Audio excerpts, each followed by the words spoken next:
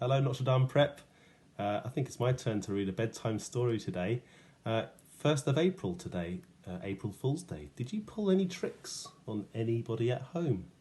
I hope so. This is a story from a book called A Year Full of Stories, and it's written by Angela McAllister and Christopher Core. And this is about pulling tricks on people, and it's a story called Rabbit and Crab, and it's a Mayan story.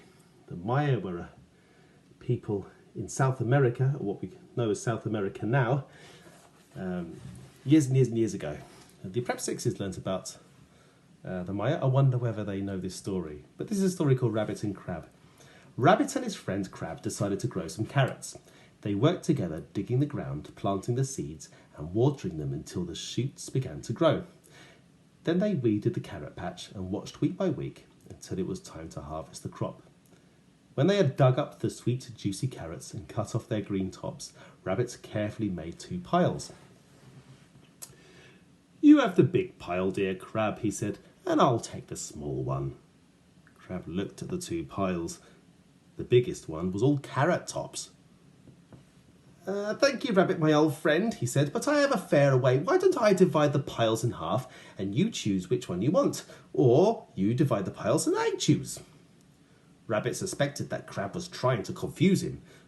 "I've got a better plan," he said. "Let's go to the big cactus over there and race back here. The one who wins will get the carrots and the one who loses gets the tops." Crab thought for a moment.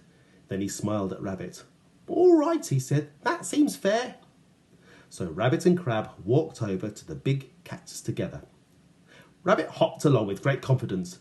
"You are such a good friend, Crab, that if you win, I am happy to give you all the carrots and all the tops too," he said. "Oh, why, thank you," said Crab, scuttling as fast as he could to keep up. "That's most kind." "And as you are a little slower than me, you can start ahead," added Rabbit, for he had no doubts that he would win the race and soon be munching on the pile of crisp, juicy carrots himself. But Crab would not agree.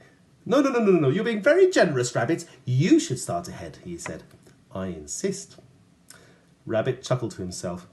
"Well, I gave him a chance," he thought, so he didn't argue about it. When they reached the big cactus, Rabbit and Crab turned and faced the piles of carrots and green tops in the distance. "May the best man win," said Crab. Rabbit took 10 paces forward. He didn't notice that Crab had seized his tail with his claws and was hanging on tight. "Ready, steady, go!" shouted Rabbit, and he bounded away. Rabbit ran like the wind and reached the carrots in no time. As he turned to see how far Crab was behind him, Crab opened his claws and dropped right onto the pile. "Where are you, old friend?" shouted Rabbit, pretending to be concerned. "Oh, I was here long ago," said a voice behind him. Rabbit nearly jumped out of his skin. He spun round in surprise. There before him was Crab, waving a triumphant carrot. But how? What?" stammered Rabbit. "The best man won," said Crab. "But I don't want you to go hungry, Rabbit, old friend. I can be generous too. You take as many of those carrot tops as you wish."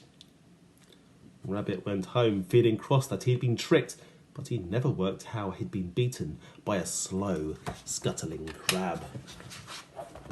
It's a good story, isn't it? There's a lovely illustration there of the rabbit and the crab and the carrots. Lovely sunny day. I hope it's a sunny day tomorrow. Thanks. See you later. Bye-bye.